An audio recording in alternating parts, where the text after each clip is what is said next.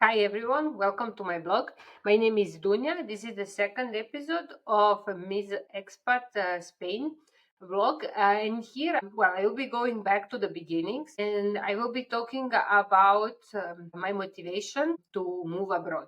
I will be talking about the time from like 10 years ago when I was still figuring out if this would be my future path to continue my career and my life abroad. I divide this episode into four topics, which are basically my four reasons why I moved abroad. I am sure there are many more. You are welcome to write down in comments, and I hope that we open the discussion about all the reasons for someone to move abroad. The first reason would be that I moved, or I was hoping to move at that time for better career prospects. The second reason was a better atmosphere or better social circumstances. And third reason would be hoping for more stability in life. The last, I called it seeing the world, but can be also just seeing new places and meeting new people from all over the world. So let's start. The reason number one, better career prospects. To first shortly explain my situation, from 10 years ago, I finished my master's in biology/ecology. And at that time in Serbia, I think also now the situation is not much better. There were not many possibilities for people with this degree in Serbia to find a job. There were a couple of possible directions. One was to continue education and go to be a PhD student at university or one of few institutes in Serbia, and then later stay as a part of academic community. Other options were to try to find a job in one of the public services, which was very difficult without political connections. And third was to find a job in private companies, but this for biologists was very, very difficult because, for example, I as a ecologist, I was hoping or at least thinking that it would be possible to get a job in an area that is somehow related to the environmental protection, but this was not the case because it turned out that actually these jobs are more reserved for people from the engineering sector who have degrees with related to the environmental protection. I realized that I would like to continue my education. I also realized that to move to one of the EU countries as someone who is a citizen of a country outside of the EU, it's difficult. Through education, so doing another degree or doing a degree in one of the EU universities was a way first to move to one of the EU countries and then to stay there and find a job as someone who studied at one of the EU universities. So my idea was to move as a student. So this was my primary strategy. Even though there are, of course, other ways. The second reason was a better atmosphere or social circumstances. In Serbia, around the time when I finished my master's, political and social situations started getting worse. It was getting more and more difficult to find a job without political connections. So I am talking about time around 2013-14, but even before we were a society in transition. So from socialist system, we were moving to democratic system. And these early 2000s in Serbia were the period of transition, which at some moments it was going better, at some moment was going worse. But around the time when I finished my master's studies, situation definitely started getting worse. And this was related to the current government. So first it became more and more difficult to find a job without political connections, but then you could see that people were getting tired of transition and people were getting tired of waiting for things to get better. And this was creating some kind of atmosphere. For example, if you go to work, you will most likely get into a discussion or argument with someone in the bus. Then you will get probably in the argument with someone at your work. I was working temporarily in one public office, in one health institution. This was an old system that did not allow much innovation. People were not very motivated.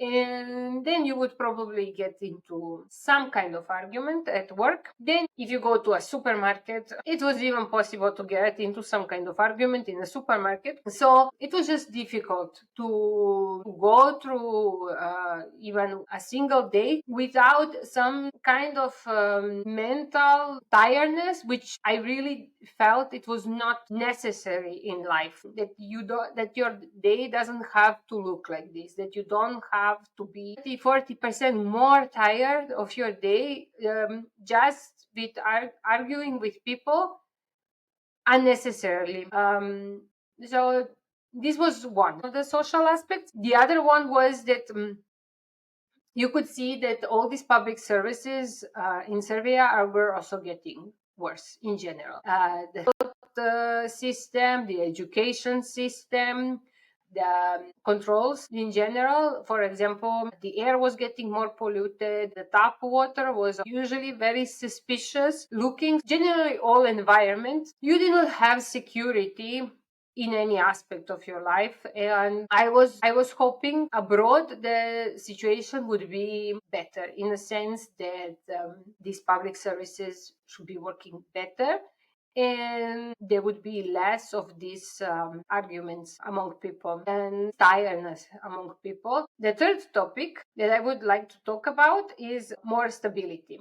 Here I am mostly focusing on economic aspect, because in Serbia, what I could see from most people around me is that most people were living from day to day or salary to salary. There is no financial leverage at any moment. Once you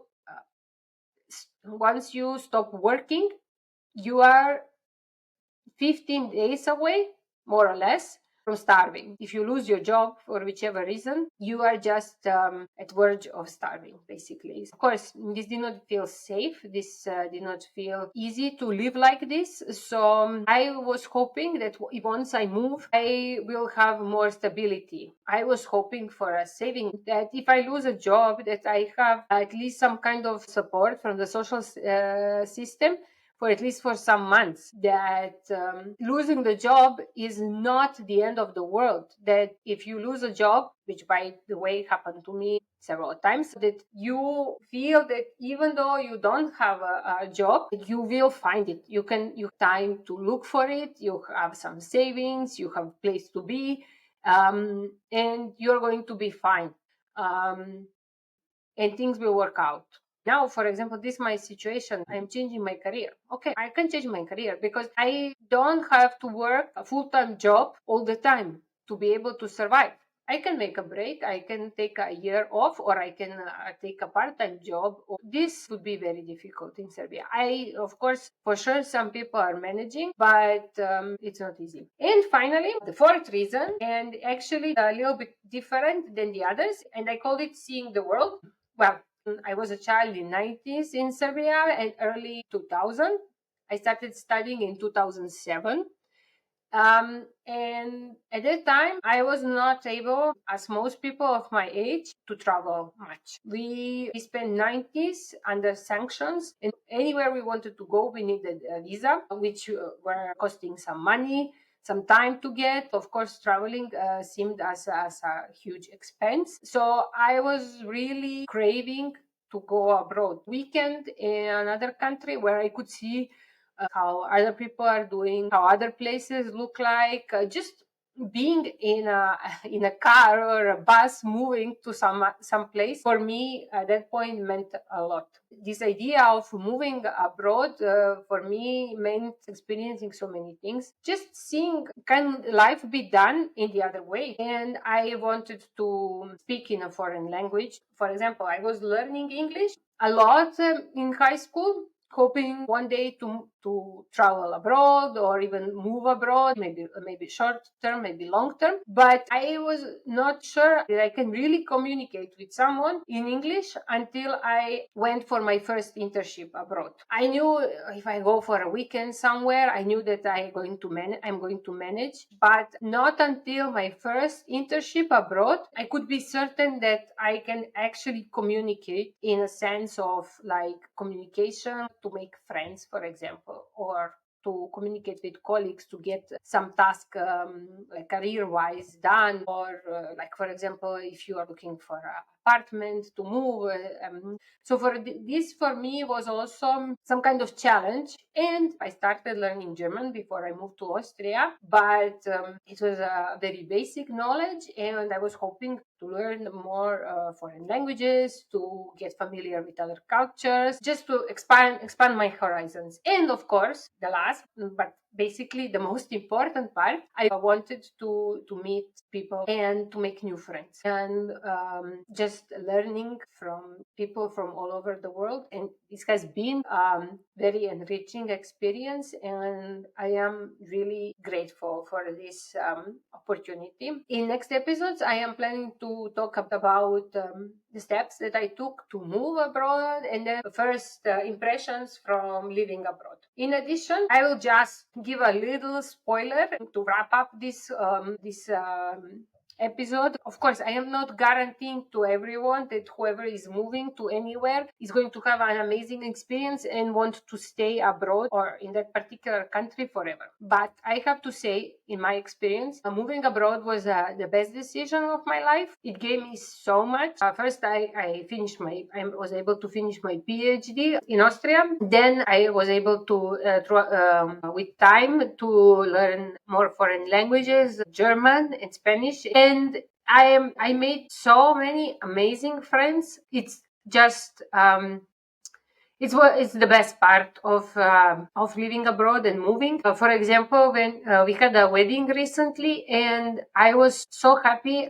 I felt like the richest person in the world when I saw, together with my friends from the childhood, so many amazing people that I met in Austria, in Spain, and that they were all there together to be with us on this very special day. And finally, I also met my husband in Austria, and then eventually I moved to Spain so we can live together. So moving abroad gave me even more that I was hoping for. I recommend to everyone to at least play with this idea, or to at least try for a short period of time. To wrap up, thank you for listening. Like this episode, subscribe to the channel. In addition, you can check out my Instagram account, Miss Expat Spain. You can check my blog, auslanderin.blog. I also have a Buy Me a Coffee account, which is also called Miss Expat Spain.